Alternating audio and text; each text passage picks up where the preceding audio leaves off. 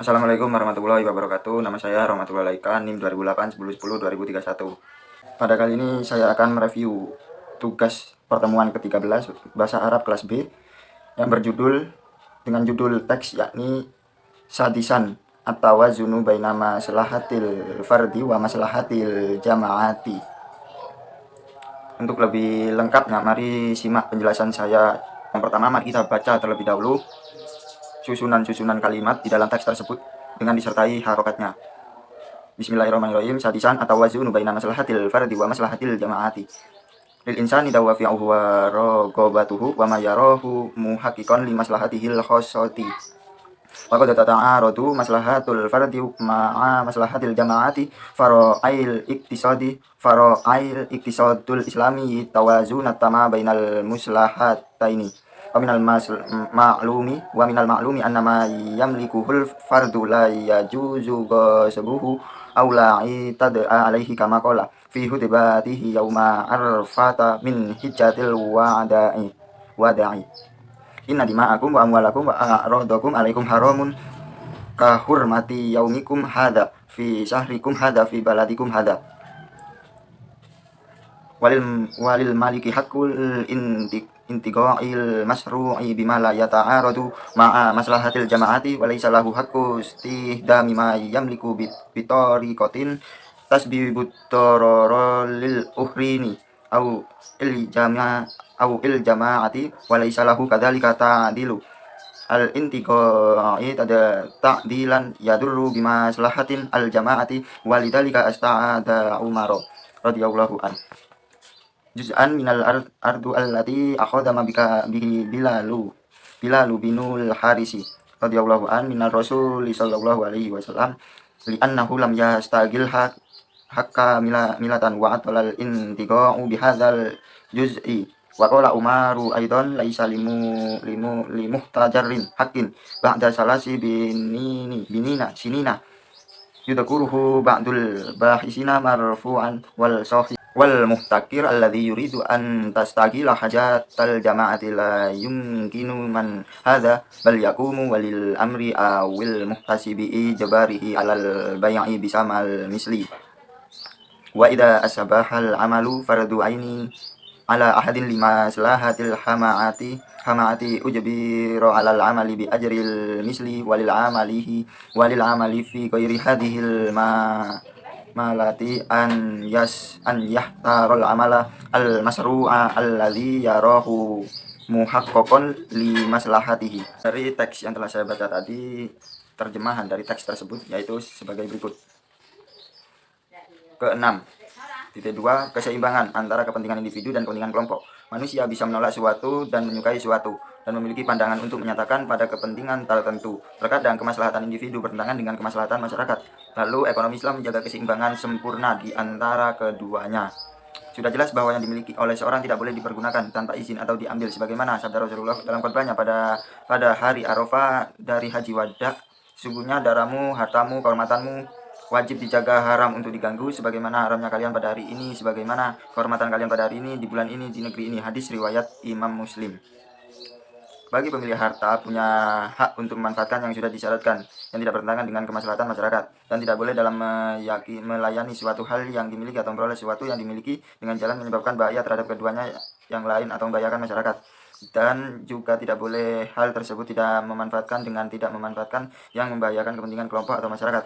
Karena hal tersebut Sayyidina Umar menyediakan bagian dari bumi yang diambilnya dari Bilal bin Harits dari Rasul, karena yaitu Bilal tidak mengelolanya dengan sempurna atau sepenuhnya dan membiarkan manfaatnya atau dibiarkan menganggur saja. Dengan hal ini Umar berkata, tidak boleh bagi orang yang mempergunakan punya hak setelah 30 tahun. Orang yang hendak mengelola kepentingan umum tidak mungkin dalam hal ini, tapi yang menguasainya adalah pemerintah, dan menghitung dengan memaksanya untuk dijual dengan harga yang setimpal ketika berusaha itu menjadi fardu ain terhadap seseorang untuk kemaslahatan masyarakat, maka dipaksa untuk melakukan dengan harga yang serupa. Dan bagi orang yang menggarapnya dalam selain hal ini, bisa memilih usaha yang disyaratkan yang dia anggap nyata untuk kemaslahatannya. Selanjutnya mari kita simak muhawarah antara Utsman dan Zaka sebagai berikut. Utsman mengucap salam kepada Jaka, yakni assalamualaikum Jaka. Jaka kemudian menjawab waalaikumsalam Usman. Kemudian Usman bertanya, Jaka ayu kitabin takra'u. Kemudian Jaka menjawab, kitabun ta'rikiyun bil iktisadil islami. Kemudian Usman bertanya kembali, alhamdulillah, hal yujadu fil kitabi tunakisul ihtimamatul fardiyatu wal jama'iyatu. Kemudian Jaka menjawab, na'am ana akra'ul madatal ana. Kemudian Usman bertanya kembali, Jaka hali an as'ala an dalika. Kemudian Jaka menjawab, mamkinun lau samahta. Kemudian Usman bertanya kembali, alhamdulillah ladayya idan an as'ala kaifa yandurul islamu ilal milkiyatil fardiyati.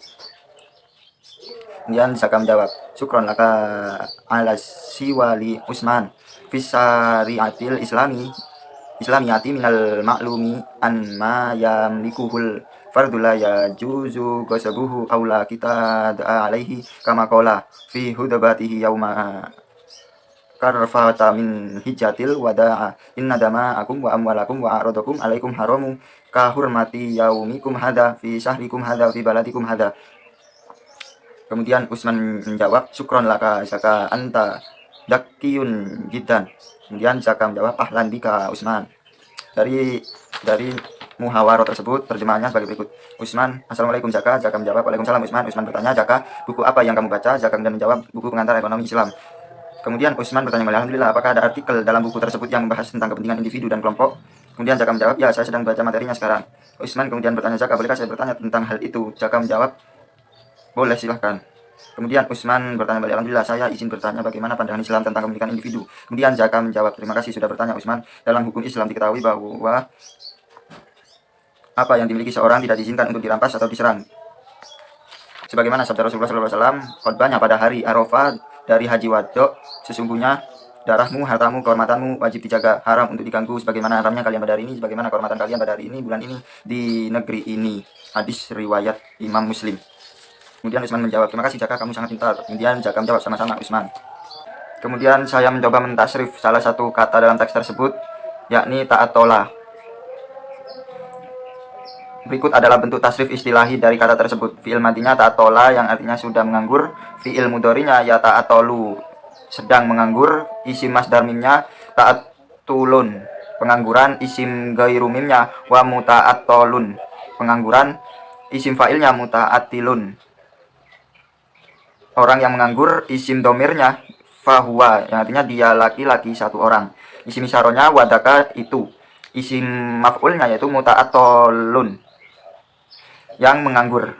Fi'il amarnya ta'atol, menganggurlah. Fi'il nahinya la ta'atol, jangan menganggur. Isim jamannya muta'atolun, waktu menganggur. Isim makannya muta'atolun, tempat menganggur. Kemudian bentuk tasrif lugawi fi'il madinya dari kata yang sudah saya tasrif istilahi tadi, yaitu subjek huwa tambahan di belakangnya tidak ada, maka menjadi ta'atola, yang artinya dia laki-laki satu orang sudah menganggur. Kemudian subjek huma tambahan di belakangnya itu alif, maka menjadi ta'atola, dia laki-laki dua orang sudah menganggur. Subjek hum tambahan di belakangnya waw alif, maka menjadi ta'atolu, artinya yaitu mereka laki-laki sudah menganggur. Kemudian subjek hiya tambahan di belakangnya tak berharokat sukun, maka menjadi ta'atolat, maka artinya yaitu dia perempuan satu orang sudah menganggur. Kemudian subjek huma tambahan di belakangnya tak alif dengan tak berharokat fathah, maka menjadi ta'atolata, artinya dia perempuan dua orang sudah menganggur. Kemudian subjek hunna tambahan di belakangnya nun berharokat fathah, maka menjadi ta'atolna, maka artinya itu mereka perempuan sudah menganggur.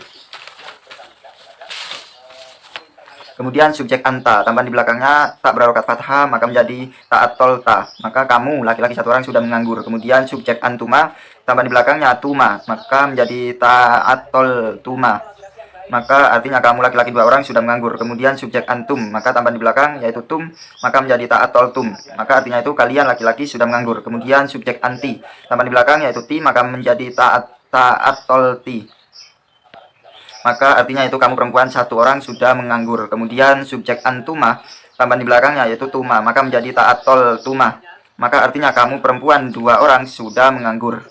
Kemudian subjek antunna tambahan di belakang tunna, maka menjadi ta'atol tunna, maka artinya kalian perempuan sudah menganggur. Kemudian subjek ana tambahan di belakangnya yaitu tu, maka menjadi ta'atol tu, maka artinya saya sudah menganggur. Kemudian subjek nahnu, maka tambahan di belakang menjadi nun alif berharokat fathah, maka menjadi ta'atolna, maka artinya kami atau kita sudah menganggur. Kemudian bentuk tasrif lugawi fi'il mudhari'nya subjek huwa, yaitu depan ditambah iya, belakang tidak ada, maka menjadi yata'attolu, dia laki-laki satu orang sedang menganggur. Kemudian subjek huma, tambahan di depan ya, tambahan di belakang alif nun berharokat kasroh, menjadi yata'attolani, artinya dia laki-laki dua orang sedang menganggur. Kemudian subjek hum, tambahan di depan iya, tambahan di belakang wawu berharokat sukun, nun berharokat fathah, menjadi yata'attolauna, artinya yaitu mereka laki-laki sedang menganggur. Kemudian subjek hiya, tambahan di depan itu tak berharokat fathah, tambahan di belakang tidak ada, menjadi tata'atolu, artinya dia perempuan satu orang sedang menganggur. Kemudian subjek huma, tambahan di depan tak berharokat fathah, tambahan di belakangnya alif nun dengan nun berharokat kasroh, menjadi tata'atolani, artinya dia perempuan dua orang sedang menganggur. Subjek hunna, yaitu tambahan di depan ia berharokat fathah, kemudian tambahan di belakang nun berharokat fathah dengan huruf sebelum nun itu harus berharokat sukun, menjadi yata'attolna, yang artinya mereka perempuan sedang menganggur. Subjek anta, itu tambahan di depan tak berharokat fathah, tambahan di belakang tidak ada, maka menjadi tata'attolu, itu memiliki arti yakni kamu laki-laki satu orang sedang menganggur. Kemudian subjek antumah, tambahan di depannya itu tak berharokat fathah, tambahan di belakangnya alif nun dengan nun berharokat kasroh, maka menjadi tata'attolani, artinya yaitu kamu laki-laki dua orang sedang menganggur. Kemudian subjek antum, tambahan di depan tak berharokat fathah, tambahan di belakang wawu nun dengan wawu berharokat sukun dengan nun berharokat fathah, menjadi tata'attolauna, artinya kalian laki-laki sedang menganggur. Kemudian subjek anti, tambahan di depan itu tak berharokat fathah, tambahan di belakang ya berharokat sukun, nun berharokat fathah, maka menjadi tata'attolaina, memiliki arti yaitu kamu perempuan satu sedang menganggur. Subjek antuma, tambahan di depan itu tak berharokat fathah, tambahan di belakang alif nun dengan nun berharokat kasroh, menjadi tata'attolani, artinya kamu perempuan dua sedang menganggur. Subjek antunnah, itu tambahan di depan tak berharokat fathah, tambahan di belakang nun berharokat fathah dengan huruf sebelum nun itu harus berharokat sukun, menjadi tata'attolna, maka artinya yaitu kalian perempuan sedang menganggur. Kemudian subjek ana, depan yaitu alif berharokat fathah, dengan di belakang tidak ada tambahan, maka menjadi ata'attolu, artinya saya sedang menganggur. Kemudian subjek nahnu, tambahan di depan nun berharokat fathah, belakang tidak ada, maka menjadi nata'attolu, maka memiliki arti kami atau kita sedang menganggur. Kemudian bentuk i'rab yang telah saya rangkum dari teks tersebut, yakni beberapa i'rab rofa dalam teks tersebut, yakni sebagai berikut: at-tawazunu dawafi'uhu wa raghabatuhu wa mayarahu tata'aradu iktisadu mayamlikuhu la yata'aradu wal sahihu la yumkinu.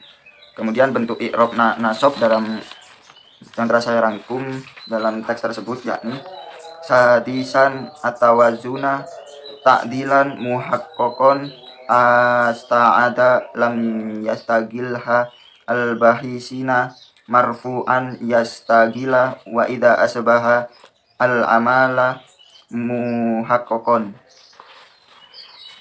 Kemudian bentuk i'rab jar, bentuk beberapa i'rab jar dalam teks tersebut, yakni lil insani li maslahatihi al muslahataini wa minal maslumi min hijjati fi baladi fi sahri walil maliki bitori kotin bi maslahatin minar rasuli li muhtajarin alal bai'i ala ahadin li maslahati alal amali bi ajri misli walil amili fi aini li maslahatihi.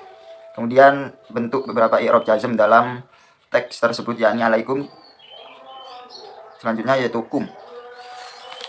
Sekian yang dapat saya sampaikan dari review materi pertemuan ke-13 kelas bahasa Arab B. Kurang lebihnya jika ada kesalahan dalam membaca atau mengi'rab atau mentasrif, mohon maaf yang sebesar-besarnya karena saya masih belajar. Wassalamualaikum warahmatullahi wabarakatuh.